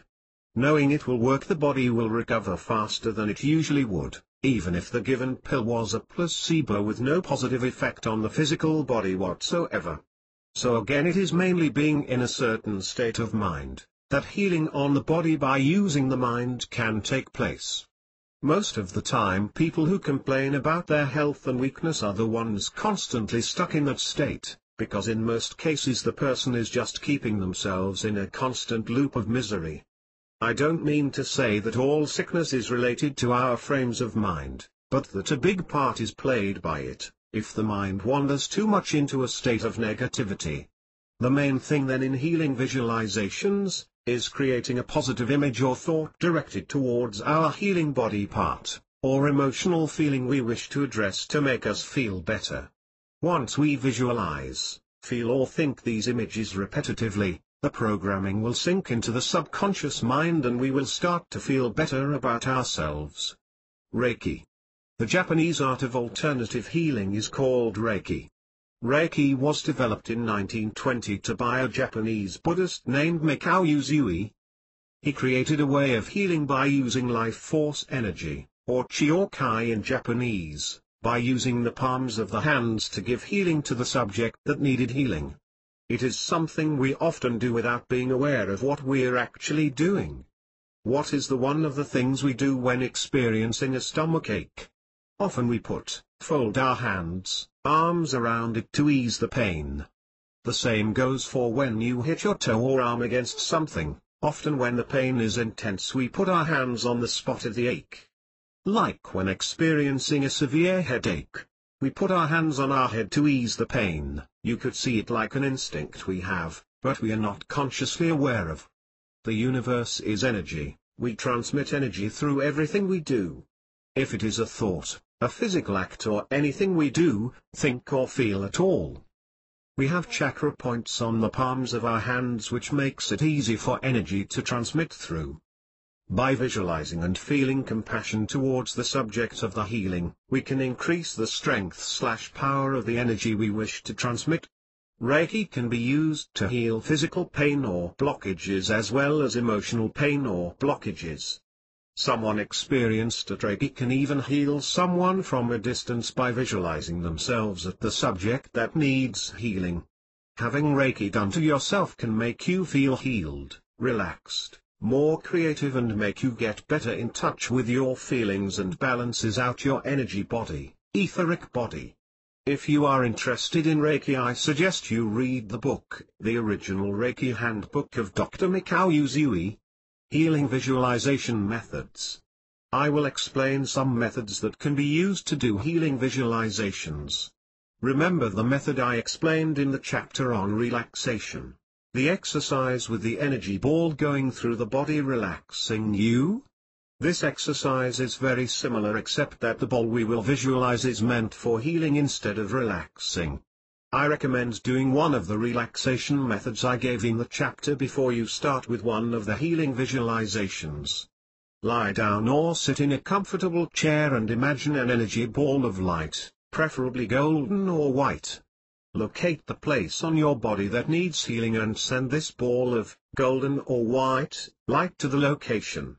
Know that this ball is healing the part it is sent to on a microscopic level, building you up from inside and outside. Imagine the ball go inside, around and make it go on the surface and through the healing area. After running this ball all through your body, imagine your whole body enveloped in this healing white or golden light and imagine it revitalizing you.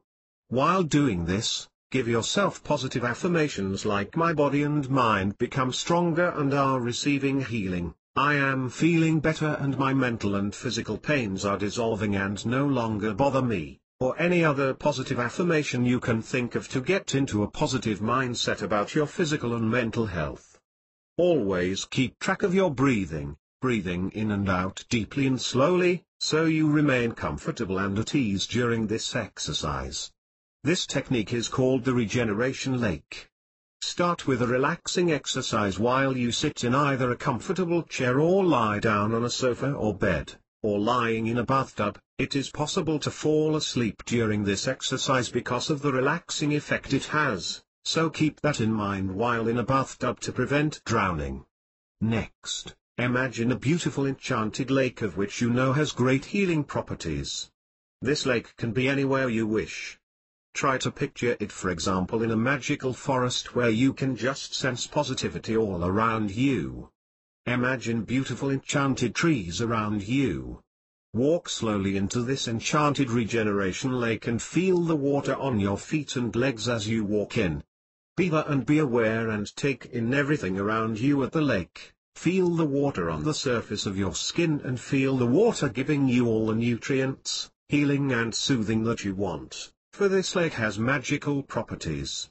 Go down in the water and behold the wonders it has under the surface. Include fish with healing lights and beautiful swan-like birds on the surface, and whatever creatures you can think of in your mind that gives positive energy. Include elves, mermaids, unicorns or any magical creature you think represents healing to you. Be creative. Not only is this a healing process but it should also be a fun process. Include the emotions you would have while swimming around in this enchanted lake. receiving all the healing and vitality you need.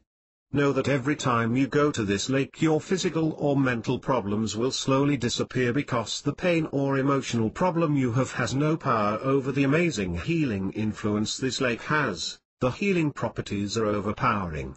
Remember to do this exercise whenever you feel physically or mentally down. These are just examples of healing visualizations. After doing visualizations on a regular basis you will become more creative and start creating your own techniques. Include whatever methods works best for you to get into a mindset of healing and regeneration. Any environment that makes you feeling at ease and comfortable can be the setting of your visualizations to promote your health. Use whatever materials you need to get as deep into your visualization as possible, as I talked about in the chapter How to Visualize. Remember, your consciousness is not bound to your physical body and can go wherever you direct it. Having an overall positive frame of mind towards life and life's problems, you will maximize your physical and mental well-being greatly. The best way to deal with problems is to prevent them from even occurring. I can't stress enough how much influence your thoughts have over your life. Control your thoughts in order to control your life, and you will be a much more aware person, and get the best results out of everything you do. Stop identifying. The measure of intelligence is the ability to change. Albert Einstein. Identity. It is not necessarily a good thing to identify with certain characteristics, as your personality, your race, gender, culture, or with anything for that matter. The reason we identify is to give something a place in our minds. We like to categorize things in our head so we can make the proper associations of what our reality is. We assume that the things we identify with are truths, and this is where most of the problems lie when trying to achieve something. Our self-image and appearance. We identify with our physical appearance greatly, and this has a major impact on how we live our lives, most of the times without even being aware of the fact that we behave a certain way, only because of the way we look. The word appearance says enough when we look at the word and analyze it. It appears to be, but is it really? Nothing is, everything just seems to be. The popular girl who everyone admired her whole life, has a totally different reality than the unpopular girl that has been bullied her whole life. These two individuals will have a very different outlook on life because of their appearance and experiences they have been through, and act accordingly to that. They both have a certain expectation on how they will be treated, and by doing this they fix themselves to a certain outcome. Doing this can either be a positive thing, thus enabling them to achieve things by being positive about what to expect and what they are capable of, or it can easily limit them by behaving and feeling a certain way about a particular thing or person, and that way sabotaging their outcome. We are often not aware of this process. We are so used to doing this that it has become our nature to deal with things in this behavioral way. We don't ask ourselves the question why we actually act the way we act. We just assume that this is just the way we are. Although positive character traits are good to have, we do not have to accept the character traits that limit us in our quest for reaching life's goals. Because all we have done is tell ourselves our whole lives that the way we are is the truth, when the fact of the matter is, we just created a picture of ourselves and how we should act and feel about ourselves. Your body is one of the factors which determine your look on life, and then there are others like your personality, your emotional states, and your intelligence or logical way of thinking. Others also include things like your race, culture, religion, family, work, social status, and many other factors which determine your sense of I or me in the world and the way you will behave in certain situations. The greatest part of our identity is formed during childhood, the way we look at the world, things like what is, and what isn't possible.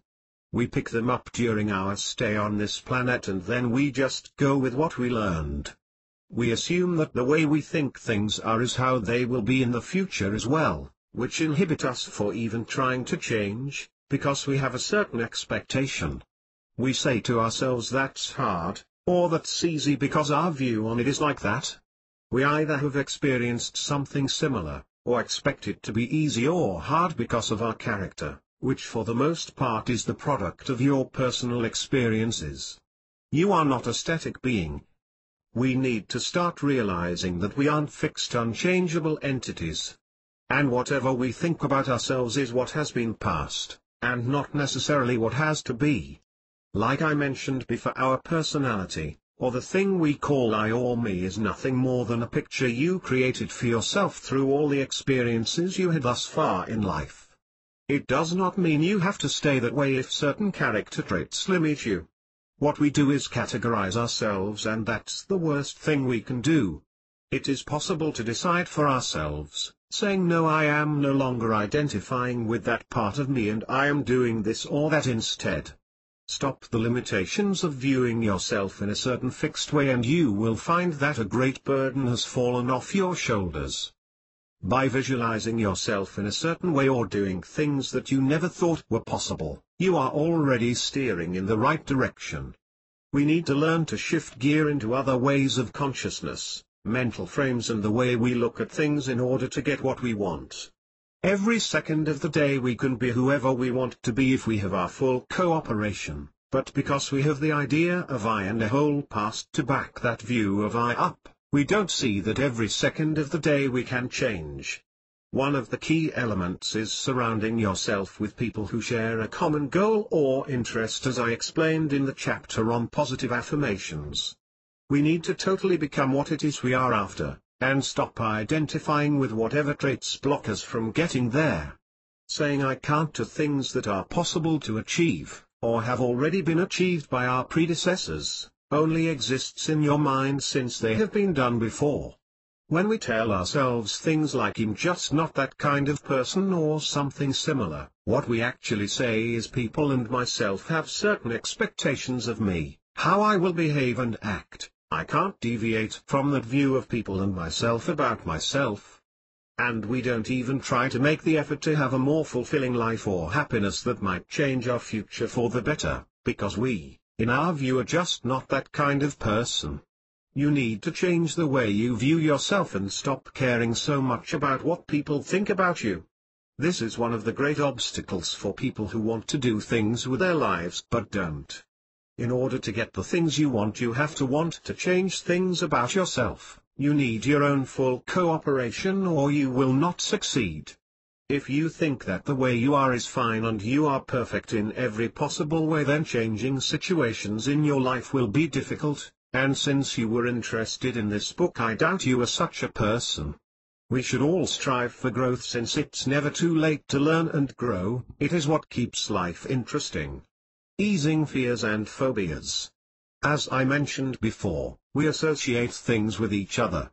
We think when something has happened in our past, the same thing is going to happen over and over till the end of eternity, when we are confronted with the same sort of situation. This is how most phobias, anxieties and fears develop. A helpful tool to overcome this is visualizing a similar situation to your phobia, anxiety or fears, and change the situation for the better in your visualization. Here is an example. A woman is traumatized by an experience she had as a child in relation to a spider. While walking through the woods with her parents, a big spider came down from a tree and landed on her. When she saw this weird-looking creature crawling in under the sleeve of her t-shirt and feeling it crawling on her skin, she panicked and screamed for help to her parents. After half a minute, the parents managed to take her t-shirt off and remove the spider. Now this woman has been traumatized in this particular experience with the spider and will take this experience with her for the rest of her life. She hasn't only been traumatized by spiders and gets anxious whenever seeing one, but also the associations that were made during the traumatizing event. Associations like the location, the woods, the sounds, smells and every other sense that was in relation with the spider incident.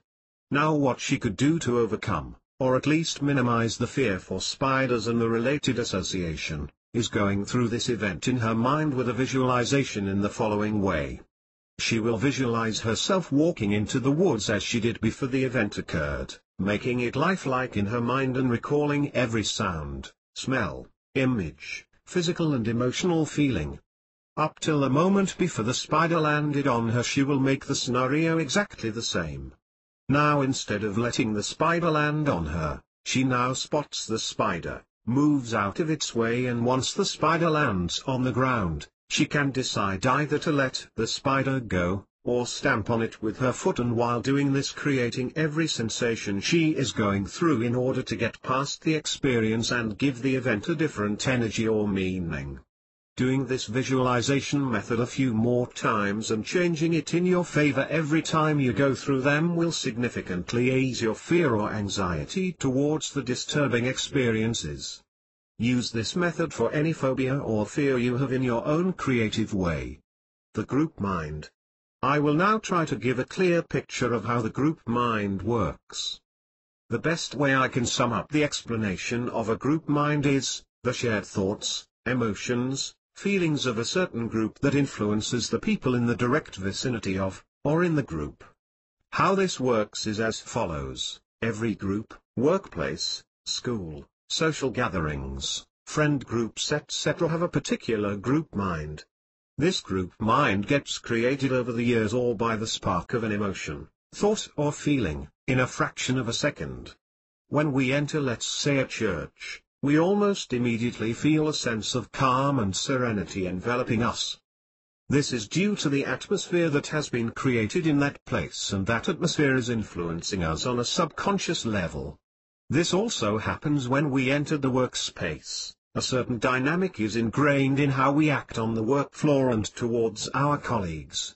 The same goes for the group mind created in family life at home. The way you interact with your spouse or your children requires a totally different frame of mind than you would have at work. Also, when we look at the group mind in a stadium where an important match is played, the atmosphere surrounding the event and the influence the big chanting crowd has around us, it is energizing and even sometimes makes us do, or say things we wouldn't imagine saying in any other situation. The group mind has a stronger hold on us than we care to admit or acknowledge, or just plainly don't see or understand. The reason I think it's so important to know about these dynamics is because in order to get certain results in life you have to stop identifying with certain group minds. When we sometimes feel we want to do things that we think people in our environment or life will mock or frown upon, or even get angry about, we most of the times will not even consider doing the thing or get the thing we want. This fear is not only based on what people will think, but also that some people will just stop wanting to be in relations with us anymore, and we just don't see how we could make that change. Sometimes we need to end old patterns in our life for new ones to flourish. We need to know what group minds we should and should not identify with in order to get where we want to go in life, and not get influenced in a negative way which steer us in the opposite direction of where we want to go. Try to think of the places in which you are involved in life, and try to figure out if the influences surrounding them are desirable to you, in the way you really want to live your life. In order to get to where we want to go, we need to stop identifying with the people in our lives, our environment, race, culture, body, personalities etc. It is possible to become whoever you wish to become, and honesty towards yourself is the first big step in doing just that. Setting goals. The difference between a successful person and others is not a lack of strength, not a lack of knowledge, but rather a lack of will. Vince Lombardi. Expectation. First off, the number one thing I recommend to do before attempting any large/semi-large decision in your life is going through a proper visualization on the subject you wish to achieve. Make sure you are relaxed, as I explain in previous chapters, and implement as much as needed in order to make the visualization as intense, clear and realistic as possible. In the visualization I want you to become whatever it is you wish to achieve. Make it so that you have already obtained the outcome you want. Now make the visualization lifelike, make the images flow in your mind as a movie in which you are the actor. How does it actually feel to have obtained the thing you wanted? Are you happy? Or don't you feel as if a great change has occurred, and you aren't entirely satisfied? This exercise is most important because we often expect to feel a certain way once we achieved something, and the way we expected to feel is very different from the way we actually do feel, once we have achieved the goal. But once you have determined for yourself that, yes, this is what I want, then by all means go for it. Break your goal down into smaller goals. What you should do is make a chronological order of things that you need to do in order to achieve whatever you wish to achieve, like a plan. Don't worry if you do not see how you will get there right away. It will come into view as you go along with your plan, and more details will emerge. Just write down an outline of the main things that needs to be done, and then you can work those out as you go along. Visualize yourself going through your plan every day, the short-term things that need to be done, as well as the long-term things that need doing. Make sure you visualize at least 5 to 10 minutes every single day about the thing you want. Don't let yourself neglect this. As long as the prize is in sight, even if it is in your mind, there is a way to get there, and eventually you will get there. It is not a matter of if you will get there if you keep being persistent, but when you will get there. And anything with smart planning and persistence can be achieved. By visualizing the goals you wish to achieve, you create roads to get there eventually. Become what you want to be.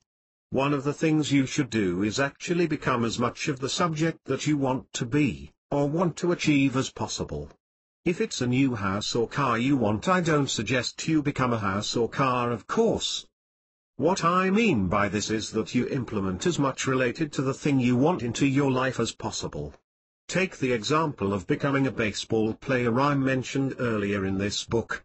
Be like a sponge. Absorb as much information as possible about the subject you want to excel at. Be sure you are surrounded by people who are driven towards the same goal, and learn from them, and keep a positive frame of mind towards the goal you wish to achieve, or thing you want to get. Focus. Focus is something that stands in the way of most people in order to get where they want to be in life. We are constantly being distracted by things in our lives that frankly do not matter at all, and do not contribute in the least to our personal development. The average person has a very limited focus. The society we live in at the moment is pulling us into all different directions, but rarely the one we really want to go. We are being told that what to like, how to act, how to feel, because it is what we've been told from birth till now. Once we start to realize what we actually want, we can start to focus more on what we want to do with our lives. A human being isn't equipped to deal with all the influences and impressions it gets in life, so the result is that our focus is scattered all over the place and we find it hard to be persistent. In order to get to where you want to go, you have to be honest with yourself. We need to sort out what contributes to what really makes us happy and what doesn't. And sort the generally unimportant and distracting matters from important matters. We are distracted by our phones, email, social media, games, friends, families, the way we need to behave, etc., non-stop. What you need to do for yourself is prioritize the way you want to live your life in order to get to where you want to go, and stop caring so much about what the norm is. And just go for whatever you want and give it your undivided attention. Try to put at least an hour, preferably more, a day into the goal you want to reach, and do not permit yourself to be distracted while doing this. This means, turn off your cell phone, or just have it on for emergency calls, no entertainment whatsoever. This includes all social media, friends, email, or anything that might distract you from doing anything besides what you need to be doing. Try to check your thoughts regularly as well. Because even when we are physically present on a task, it doesn't mean we are present mentally. Make sure your mind doesn't wander to things that do not get you where you want to go. Force it back to the task at hand. The chapter on visualization technique for starters can be a great help in training this, which you will find, once mastered, will be a great help in your life to get where you want to go without distractions. Visualize the important things, the road that needs to be walked towards the prize. Try to consciously be aware of what is fruitful for you and what isn't on your path to greatness. After visualizing comes doing. The hard part for most people in order to get what they want is actually starting with doing, or getting into the process of getting there. We visualize but we don't actually take action to getting towards the goal in our visualization. The simple advice I can give here, which sounds easier said than done to most, is just do it already. What are you waiting for? We are often either too lazy or too scared to fail in what we want to achieve. Everything is a learning curve and we have to see this in order to grow. Only by doing the things you want to achieve, will you learn to get better at it and advancing in it. We often read dozens of books and talk about the subject we want to do, but don't take action. The only way you will really learn is by taking action and doing the thing you want to do. You will be amazed how fast you will learn by doing, and often how much easier it turned out to be, in comparison with what you thought in your mind. By being persistent, visualizing and doing, you will really start to build the reality that you want. So the fastest way you will learn is by doing whatever it is you want to achieve, persistently and consistently. Get into new routines. Most of us lack routine, a system to hold on to, in order to get things done consistently. Try implementing at least one new beneficial routine into your day and stick with it for at least 2 months. You will soon realize how fast we get used to routines as long as you do them on a daily basis for an extended period of time.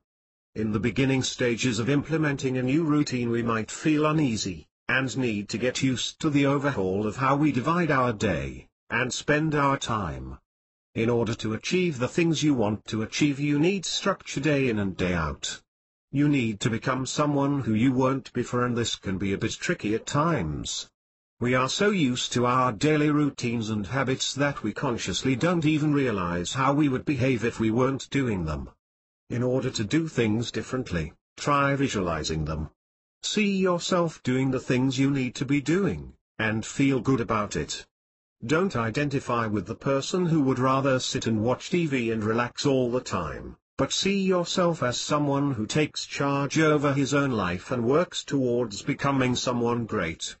Just as you would implement beneficial routines into your life, try casting out the ones that don't benefit you, or even make your days counterproductive. Think long term. Work one step at a time when pursuing your goals. Think in the long term when working on your road to success. There will be moments you will feel that nothing relevant is happening, no big change is occurring when working towards the prize. This is all normal and we have to keep in mind that it's an entire process to get where we want to be. Lay one brick at a time. By working over an extended period consistently towards a certain outcome, the goal will eventually come into view. It's important that when confronted with failure, that this too is a process. We learn from our mistakes. Instead of feeling down about your failures, learn from them. Do it slightly or totally different next time you go over your plan which failed last time. Visualize again and again how it will work out in your mind and go for it again.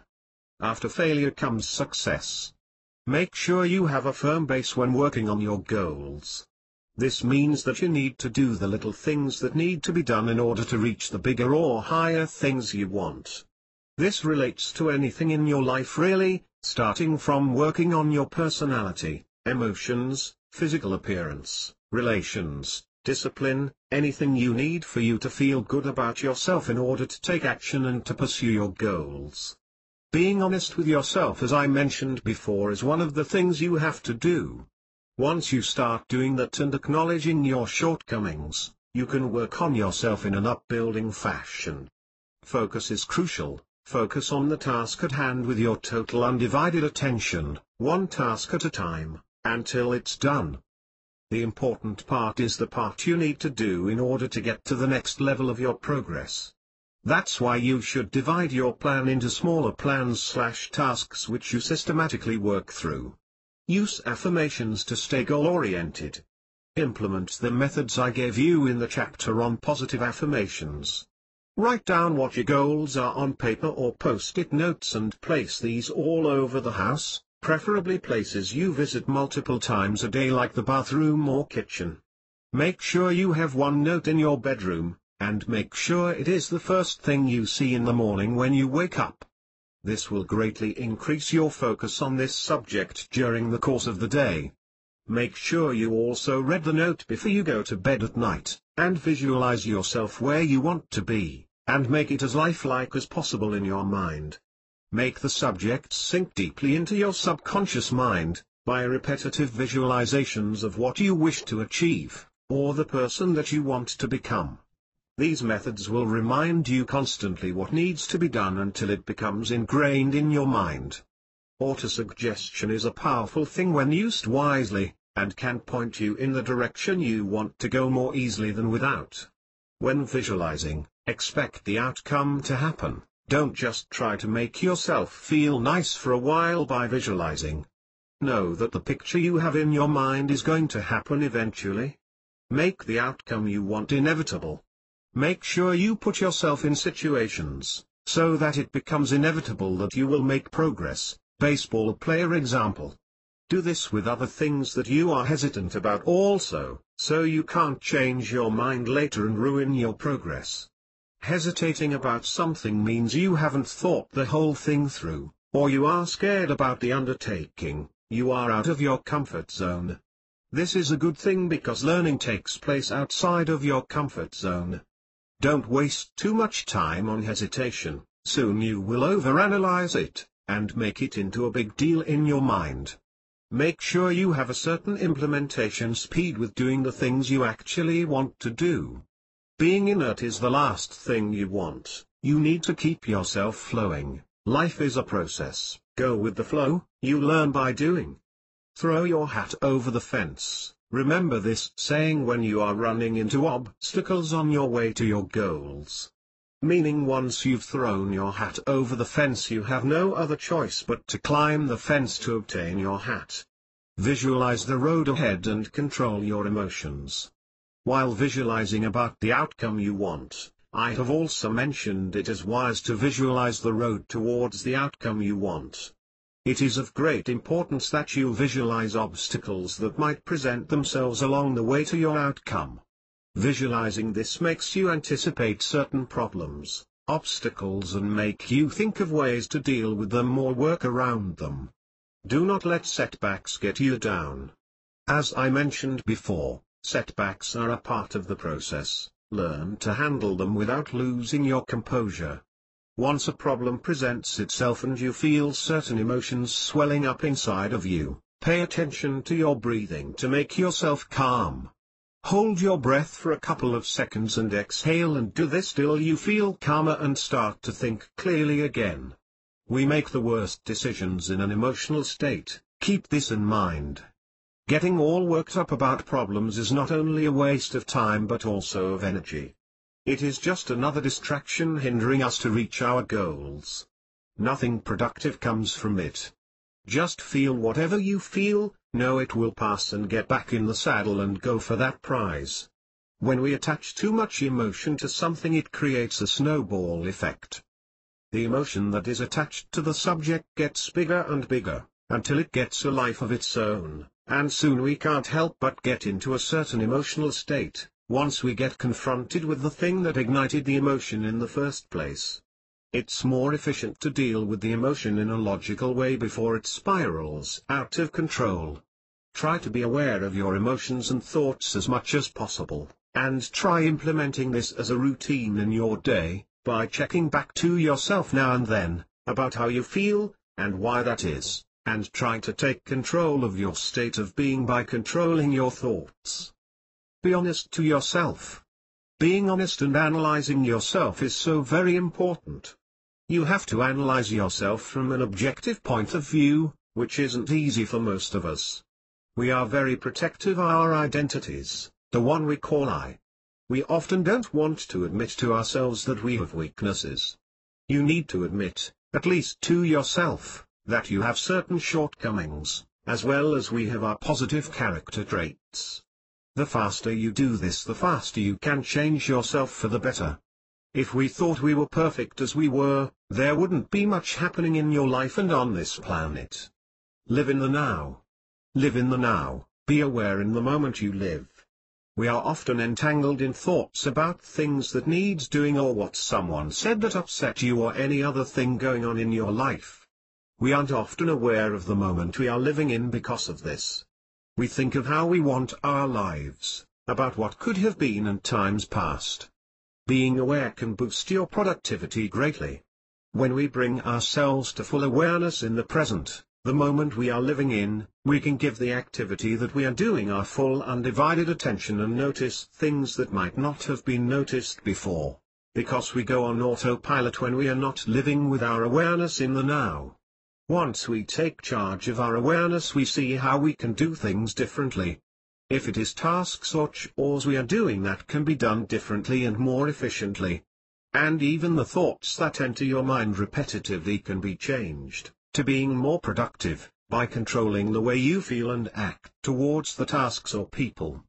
Try to minimize dull moments in your schedule, like watching TV. It puts you into a hypnotic/passive state of mind. Time passes swiftly without realizing it. Only turn on the TV when there is a program you actually want to see and are interested in, otherwise I suggest you switch the TV off.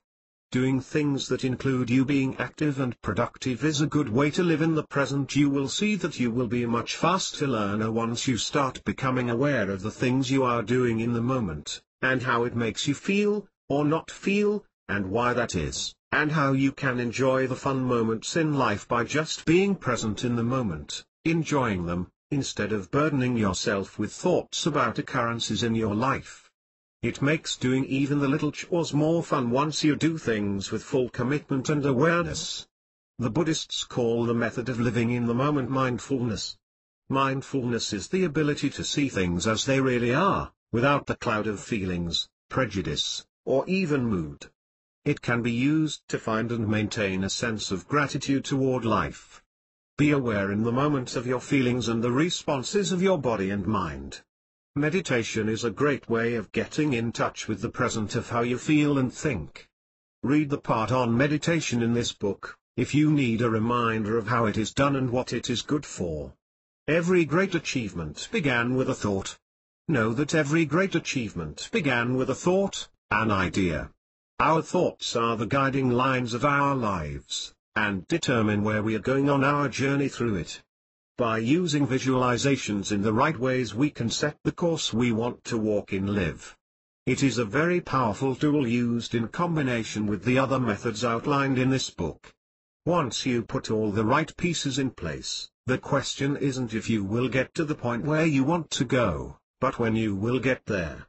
It is all up to you, depending on how much pressure you wish to apply on the gas pedal of life.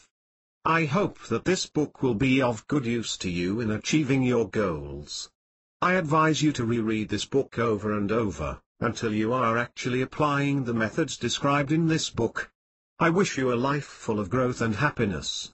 Sources: http://expertinf.com/ http://thesecret.tv/behind.html The Secret by Rhonda Byrne. http://www.astraldynamics.com/astraldynamics by Robert Bruce. www.wikihow.com. www.wikipedia.com. www.steveigens.com Clinical hypnotherapist Steve G. Jones. www.wyattwoodsmall.com wyattwoodsmallph.d. www.stevepavlina.com Steve Pavlina. Applied Magic by Dion Fortune.